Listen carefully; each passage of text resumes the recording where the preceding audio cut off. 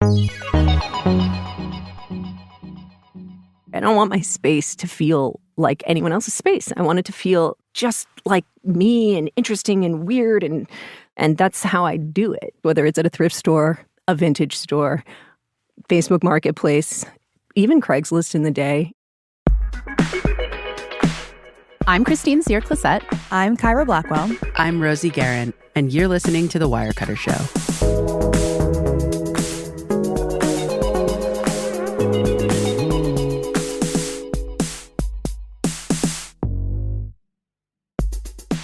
Hey, friends. Hi. I was going to ask y'all a question, but I think I know the answer already, which is, do you like to buy things used in secondhand? But I'm looking at Christine's water bottle on the desk here, and I know that it's secondhand. For listeners, I have a Tequila. I'm probably mispronouncing that name, but it's a really cool water bottle that Wirecutter recommends. I found it at Goodwill 2 weekends ago, brand new, and I got it for like a third of the price I would have paid full price. Bargain shopper. But I think you both know that I buy a lot of used things. Very, very open to the world of used products. We're a little bit concerned sometimes, but we appreciate the to an hustle. extent that, we're a little worried. Yeah. Kyra, what's your sense? I love to buy used things. I hate buying retail price for anything. I grew up negotiating for stuff because I was always taught never to buy anything at the price that somebody gives you. So that's what I do. You know, we at Wirecutter are in the business of recommending products that people can, easily go online and buy. But there is a deep passion at Wirecutter around used products. And we decided that it would be really awesome to do a big suite of articles around our staff's best strategies for doing this. So we just recently published 3 really big ones about how to buy used furniture, how to buy used clothing, and how to buy used tableware. So that's like glassware and plates. And we got the people on staff who know the most about this to go out and sort of hunt for the best deals. Today, we're actually going to focus on furnishings with Ivy Elrod. Ivy is one of Wirecutter's home decor writers, and she co-wrote a piece about buying used furniture with another writer on the home decor team, Joshua Lyon. For this article, they both set out with a budget of $1,500, and they had to buy 3 secondhand items: a couch, a rug, and a lamp. I got to see all the pictures of everything she bought, and beautiful. I want her to come and decorate my place. I can't wait to talk to her, and I can't wait to figure out how she went about this. So when we come back, Ivy on secondhand shopping. We'll be back in a minute.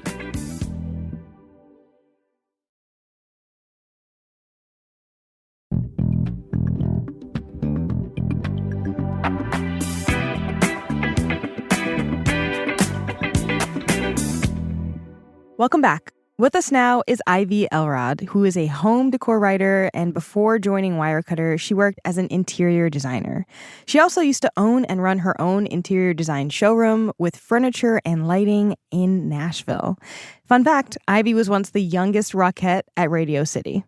Ivy, we could talk about any of those things throughout this interview. I'm very happy to have you on the show. Oh, I'm really thrilled to be here. Thanks. Ivy, at the end of the show, will you do some kicks for us, some rockette kicks? I am not in costume or on the clock. We'll give you a pass on that. Let's actually talk a little bit about your history as an interior designer. I'm curious. We're going to talk about all your best tips for buying used, but I'm very curious about how you kind of got into this line of work, and also what exactly is an interior design showroom. I think maybe some of us have an inkling, but I'm maybe not quite sure what it is exactly. Is it for the general public to come in, or were you working more with, specifically with clients? So I'll answer your first question. I was a performer, and my husband also a performer. Actually, he was in Blue Man Group for many years. Wow. Yeah. So we were the only rockette who married a Blue Man. And we moved all the time because you'd go and do a show and you're back and forth. And so I had so much hands-on experience changing environments or suiting them to whatever was going on with us, what we needed, and what the space was like. And when my husband got injured and I was pregnant with our second kid, we had fantasized about doing this business together, and we decided to open a design showroom because of our experience with making spaces interesting. Then To answer your next question, a showroom, the real distinguishing thing about a showroom is that you don't walk out with your merchandise. You go to a showroom to sit in an Aeron chair, look at the table, see the rug samples, and then you order them per your specifications. So it typically has a higher end clientele because these are items that are being customized. Okay, cool. As you were, helping people decorate their homes, were you integrating used furniture into that, or was it mostly new? All the time. Every project I ever worked on, including commercial projects, we would source a vintage or used furniture because I don't like spaces where everything's brand new. Mm-hmm. It feels like you're in a movie set. So why buy secondhand in the first place? Why do you think people are motivated to do this? Why were you motivated to do it? The number one reason is saving money. I do. I think that's the main reason people go for it, myself included.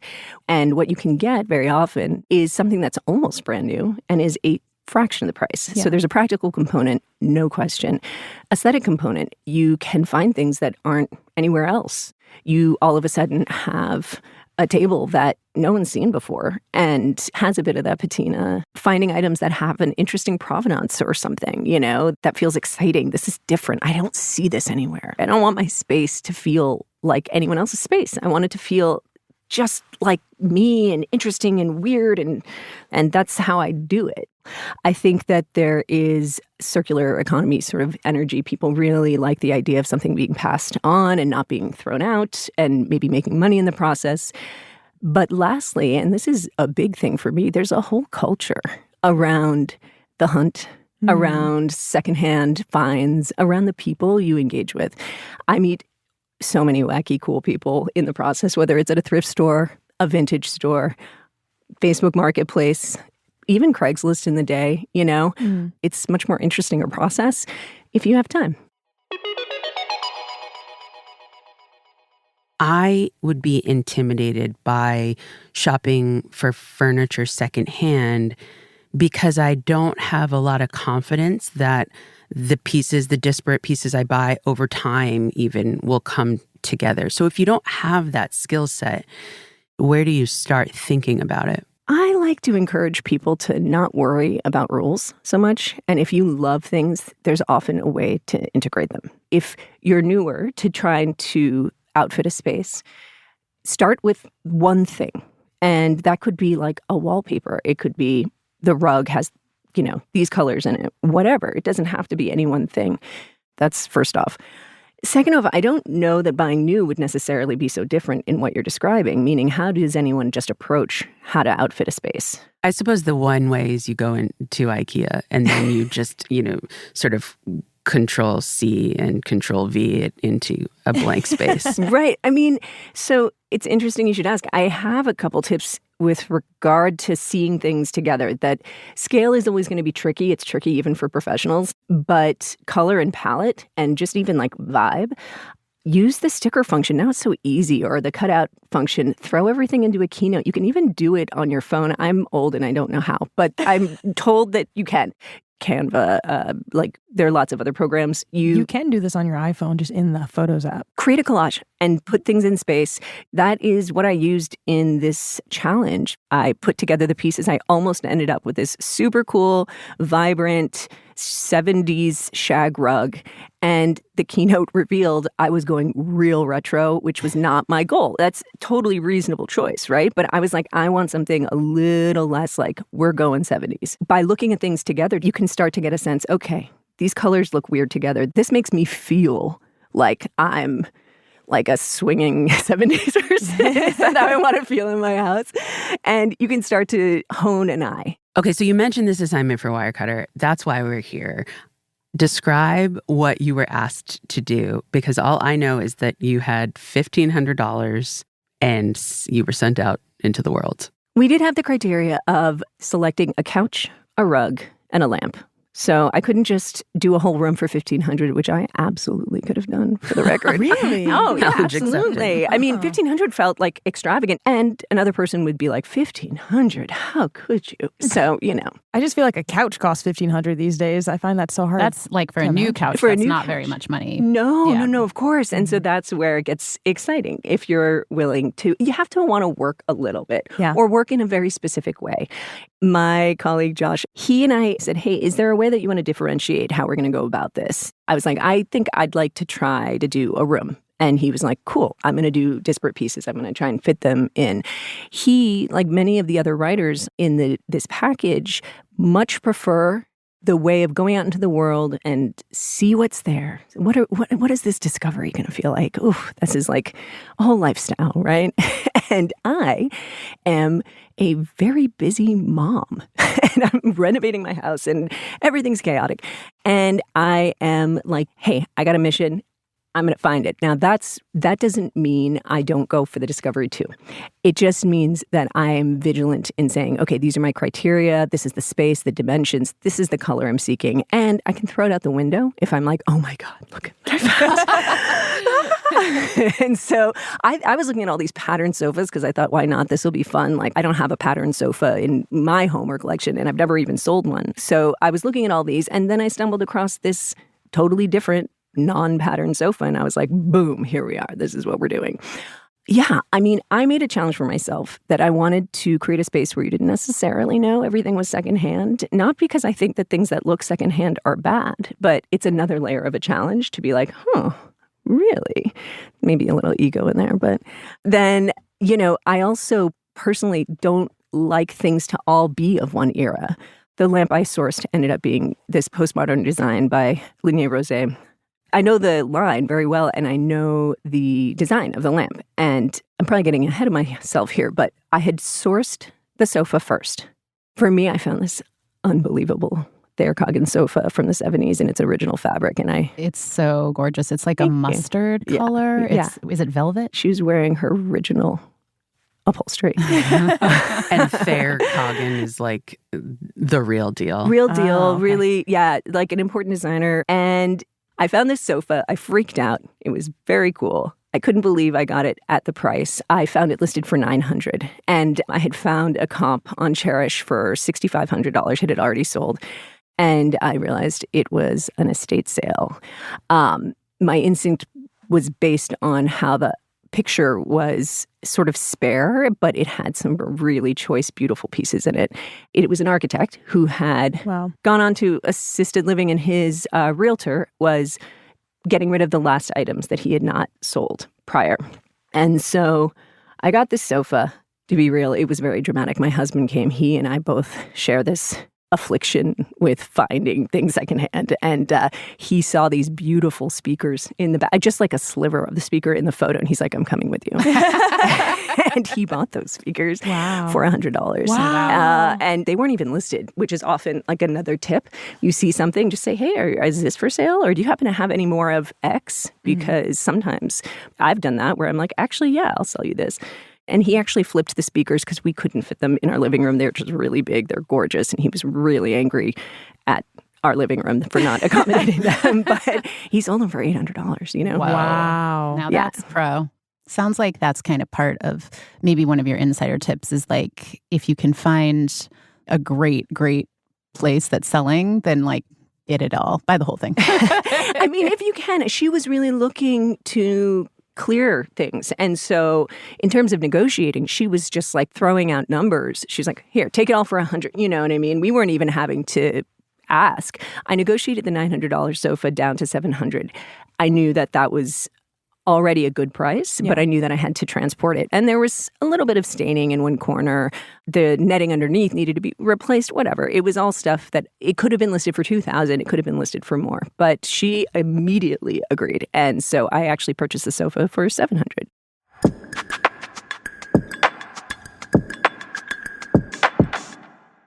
Ivy, I am a person who's addicted to Facebook Marketplace. I just love how good their algorithm is. And I am kind of a sucker for just haggling, not really knowing what the actual item is worth. I just know the price that I want to pay for it. How would you go about navigating that if you're just kind of, you pop in, you see some stuff that you like, maybe you want to haggle a little bit, but like you still get caught up in the whole process of buying secondhand? Well, first of all, I don't love the term haggle. For me, it's a negotiation, right? Yeah. It's a business deal. And we're all grown-ups, like, not being too people-pleasery, something that I'm working on in my life, is also just saying, like, hey, this is what I have. People can say no. People can also come back to you and say, you know what, I've thought about it. Of course, it's disappointing when we lose things, so you have to be able to say within yourself, this is my budget. I'm really going to stick to my budget. Yeah. And also, if you're going to take the risk, walk away. Mm-hmm. See how it feels in your body. Are you still thinking about it?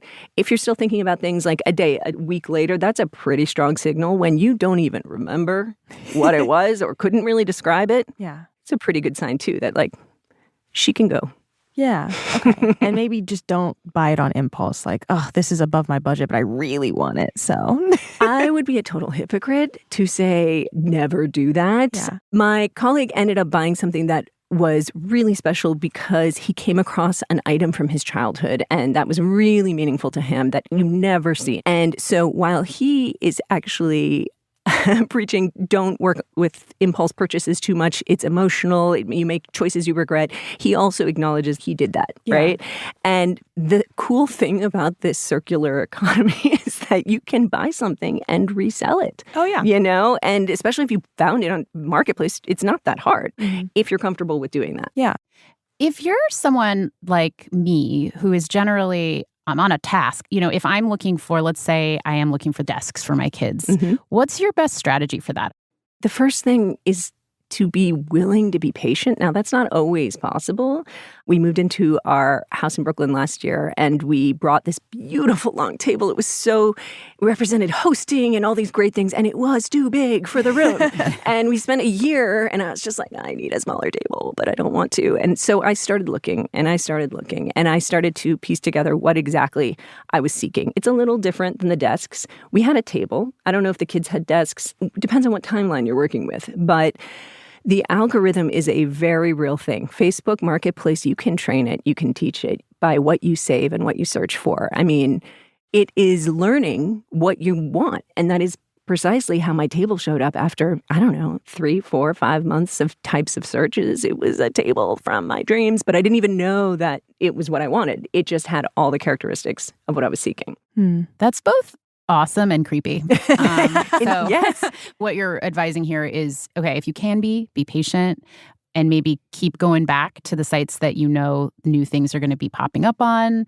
Would you take that strategy in person as well? Like go back over and over again? 100%. That's the thing. That's part of what makes it exciting and infuriating. This is a limited inventory situation, one of one very often, right? And sometimes you lose the thing, but you don't know what's going to be there the next time you go in 24 hours or a week. And you have to be willing to do that, whether it's Marketplace or in person, just this repetition, because it's part of how you find the great thing. Sometimes it just appears, but the repeated search is how the greatest things ultimately land. Where do you think the best things are? Do you find the best things online or do you find them in person?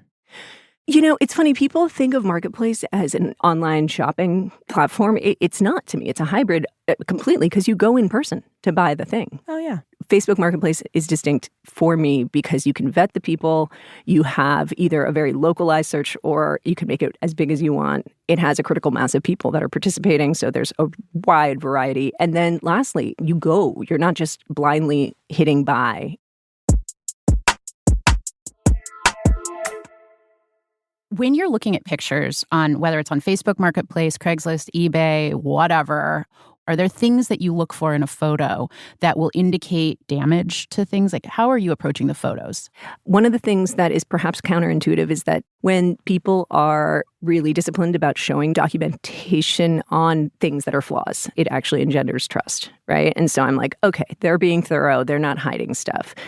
Asking for additional photos if there don't appear to be enough, and how they handle that question is a very helpful tell if something is being misrepresented. Asking plainly, can you chronicle exactly any imperfections? Are there any defects here? So much of this has to do with the communication that we're relying on. I'll always ask for maker tags. Maker tags being like the label on a piece of furniture? Yeah, sometimes it's a label, sometimes it's a stamp, and that will tell you a great deal about, then you can go ahead and research it. Sometimes the lamp I purchased actually was void of its maker tag. It had come off. And I was looking at the tiny little details. My instinct was it was real. I also looked at what else he had sold. I looked at what else he had listed. And I realized this guy probably had purchased all these showroom items. And that was true. A lot of it is sort of more nuanced than this person is trustworthy, this person is not, based on just the photographs. It also has to do with how you're interacting with the person. And so when I ask questions, if people are cagey giving me one-word answers, I tend to go elsewhere, you know?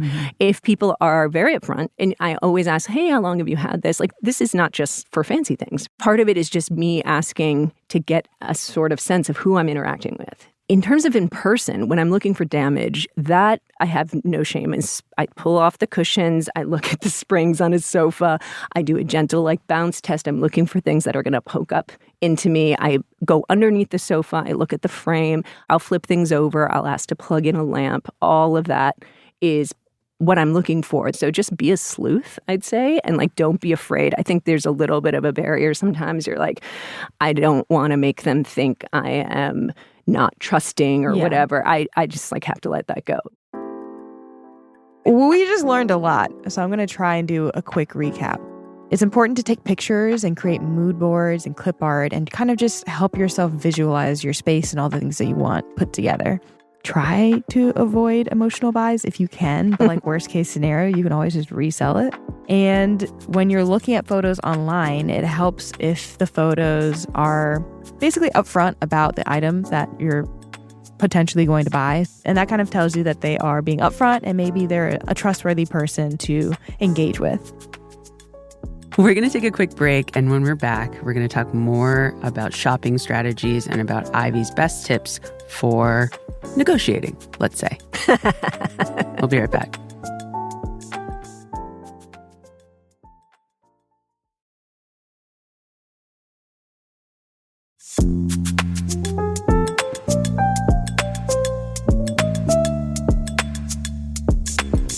Welcome back. I want to talk a little bit more about negotiation. You mentioned earlier that you think haggling is not the right term to use. And you did talk about how you like to approach negotiation as sort of a business strategy, get into a business mindset. I am really bad at this. I feel like I am very intimidated when I go into a store or I'm dealing with somebody online. And I've always been a little shy to do this. What's your best advice about doing this in a way that doesn't come off as rude or inconsiderate or undervaluing the person or, whatever? Yeah, mainly it comes down to the energy between you and this other person.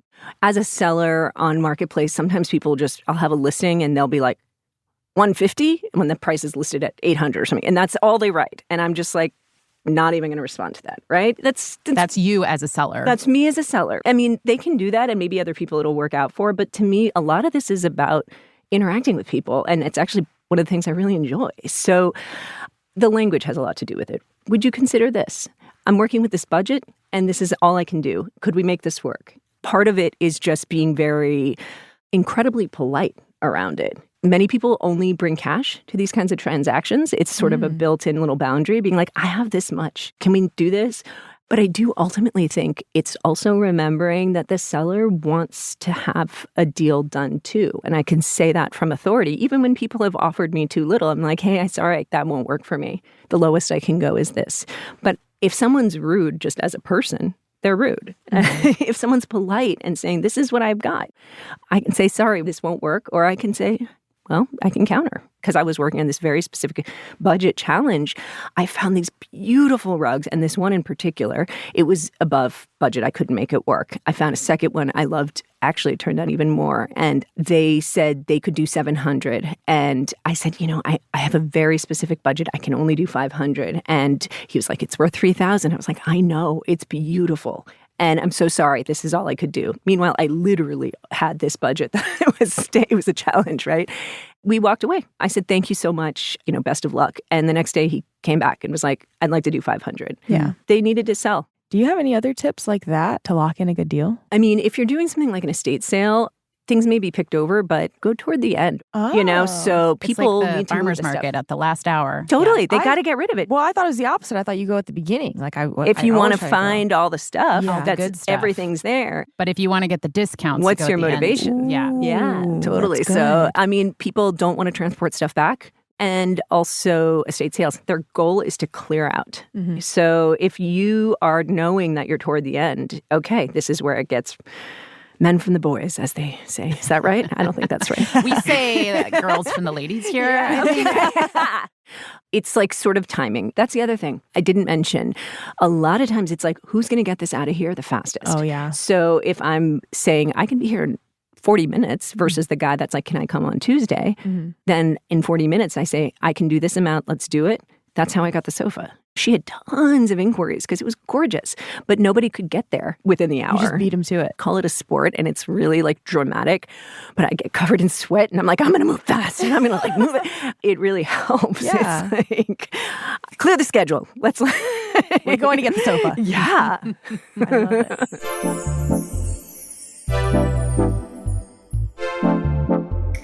What are some of the more common cons of buying secondhand that maybe people aren't aware of? The fact that you can't really return anything, that is stressful. I'd counter that with just resell it. But, Yeah. some people don't want to get into all that. I think another con is that there is potential, like either disingenuous seller or they just didn't see and you missed that there was damage or something is like much more of a project than you realized. Yeah. I think people can be a little afraid if you're working on some of these platforms that on Craigslist or Facebook to show up. And I totally get that. The fact that you can vet people, I tend to always bring someone. If someone's coming to me, I make sure, people are around, but I research who these people are to the best of, my ability. What about in terms of a con? When you're buying furniture, are you ever concerned about bringing bugs home with you? This is a scary one. Yeah. Of course. There's a couple things you can do. For smaller items, textiles and clothing, people put items in the freezer for 3 days. So that can kill off moths, for example. Right. With bed bugs, there are signs, typically, tiny little specks of residue. That is another thing you're looking for, by the way. That doesn't mean it's foolproof. This is also where it sort of gets into like, who am I working with here? And is it seem like maybe they're hiding something? Now, people can make mistakes, but it hasn't happened to me yet. And I have had many experiences, thank God.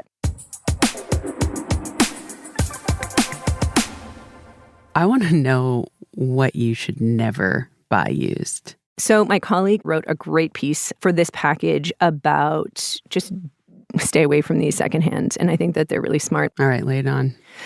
Baby items, not across the board, but the things that have to do with safety, car seats, anything that may be dangerous, such as older bassinets and things where the safety requirements are very stringent, bike helmets, things that, your survival is contingent on and may have been in an accident. Then a lot of tech things, power strips, smart home devices, routers, things that are technical, and some sporting equipment. I think that's also the safety thing. Like she called out skis. Some people may just want to stay away from vintage crystal because that all had lead in it, but also it's beautiful.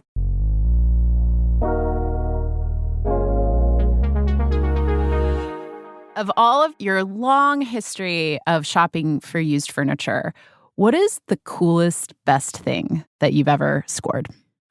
Oh boy, I may have already prefaced this, but the dining table that we recently bought, it was very recent. And I had been looking and looking, not really knowing exactly that algorithm served up this table. It's from an Art Deco table, Charles Pfister for Baker furniture. It has all this gorgeous inlay. And it's the heartbeat of our house, right? Like we do everything at the table. And so I get to interact with it all the time. And I'm like, one of the legs isn't great. I have to mess with the screw. I don't care. I love this table. That's awesome. I love that. Well, we're at our final question, and the answer might be the same answer that you just gave us. But what's the last thing you bought that you really loved? Oh, What's the last secondhand thing you bought you really loved? I bought a slew of beautiful mirrors. Mirrors are a very great thing to source because people need them out. They're so heavy. heavy. And they're not going to ship them. They're not going to move them. A lot of times they won't move. And I love a mirror. I love a mirror for like bringing in light and all. I actually have a piece coming out about like, you don't need a bigger house. You just need more mirrors.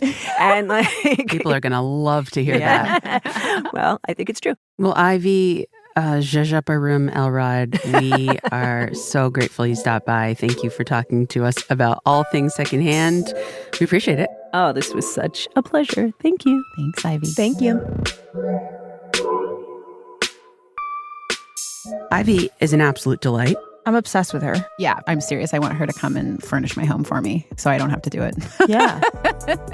What are you taking away from this episode? I mean, there are a lot of things. I think for me, I had no idea that you could go to estate sales late and maybe snag a good deal because people just don't want to transport that stuff back. Yeah. Genius. And I just have to remember, because I am one of those people who will just buy stuff without seeing it. If I get something that doesn't fit my space or I don't actually like that much, I can always just resell it and it's not a big deal. That is a great tip. I think that's something that I need to remind myself of. I am going to do some work on myself and try to cultivate a better negotiation strategy. Yeah, you can do it. I can do it, right? Like I'm Yeah. going to take her sort of advice of approaching each of these interactions like a business transaction and not feeling sort of so intimidated by it and just bringing like a good professional vibe Just into be it. nice. Yeah, be Yeah. nice. And it's always worth asking, right? Yeah. So, yeah. My takeaway is so boring and so general, but it's that I feel less intimidated getting into the world of secondhand shopping. And Ivy just had a lot of great tips of where to go and how to stay grounded through the process. So I was grateful for that. And if you want to learn more about shopping secondhand, check out our website. A lot of great pieces up there and Ivy's reporting as well. And of course, we'll link it in the show notes. Thank you so much for listening. Talk soon. Bye. Bye. The Wirecutter Show is executive produced by me, Rosie Guerin, and produced by Abigail Keel. Engineering support from Maddie Mazziello and Nick Pittman. Today's episode was mixed by Catherine Anderson. Original music by Dan Powell, Marian Lozano, Elizabeth Etup, Rowan Nemisto, Catherine Anderson, and Diane Wong. Cliff Levy is Wirecutter's deputy publisher and general manager. Ben Fruman is Wirecutter's editor-in-chief. I'm Kyra Blackwell. I'm Christine Cyr-Clisette. And I'm Rosie Guerin. Thank you for listening.